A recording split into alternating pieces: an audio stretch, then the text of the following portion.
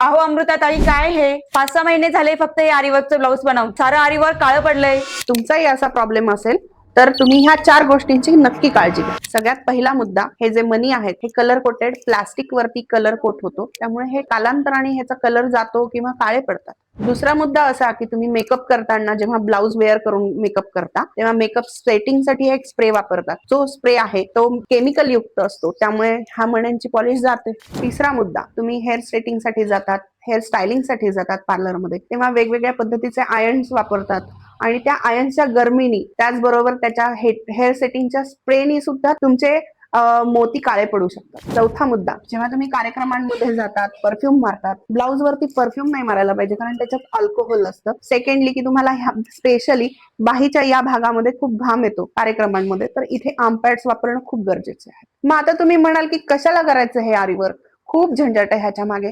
तर असं नाहीये, तुम्ही ह्या 4 गोष्टींची जर का काळजी घेतली, त्याची निगा राखली, तर हे वर्षानुवर्ष तसंच राहील आणि तुम्ही नेहमी नेहमी हे सुंदर असे वर्क केलेले ब्लाऊज घालू शकता.